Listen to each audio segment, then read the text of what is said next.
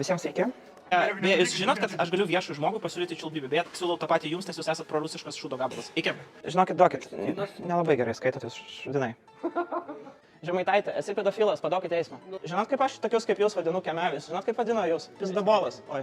Ir puidokas neatsako, nes jis Putino bipčiulpis. Vilniaus policija nusprendė už nedidelį viešosios tvarkos pažeidimą Olegui Šurajevui skirti 15 eurų baudą, o už politiko ar valstybės pareigūno garbės ir orumo pažeidimą 25 eurų baudą.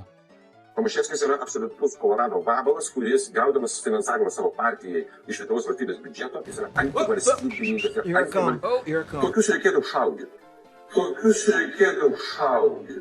Prokuratūra neapykantos kurstymo raginime šaudyti žmonės nematė. Tai jūs, pidarasai, reiškia, ten dar būsit 2 dienas. Dabar jūs man kaimo šūdai ir jobanie kaimo pidarastai.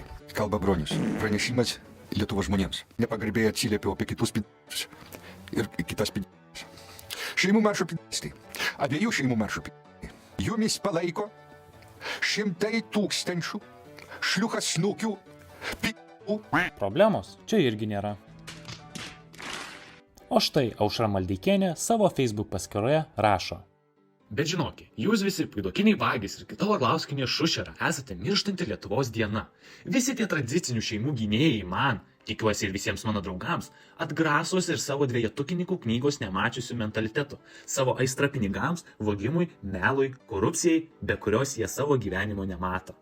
Tie tradicinių šeimų gynėjai, įskaitant juos remiančius kardinolus, vyskupus, kunigus ir zakristijonus, yra primityvūs ir gašlus. Visa ta jų tradicija tai yra labai mažo protelio žmogaus mėgavimasis bent svajonėse apie seksą. Ieškinys Maldeikieniai buvo atmestas.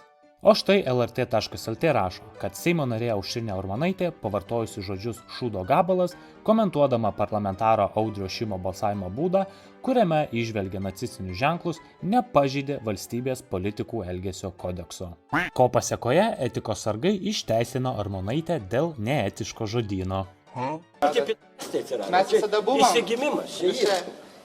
Seimo narį Petrą Gražulį patraukti baudžiamojon atsakomybėn, jį suimti ir kitaip suvaržyti jo laisvės sudarimo. Komunistiniais laikais nebuvo galima kritikuoti komunistų ir jų ideologijos, o dabar homoseksualų ir genderistinės ideologijos. Kas čia vyksta? Kur ta demokratija? O paklausus prokurorės, kodėl šis procesas užtruko virš 1,5 metų, jie atšovė. Ikiteisminis tyrimas pradėtas 2022 metų, jeigu neklystų, gegužės mėnesio 27 dieną, dėl įvykių, kurie buvo gegužės 26 dieną.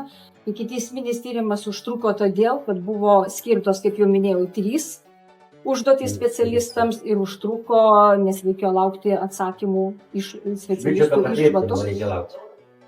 Visur dvigubi standartai.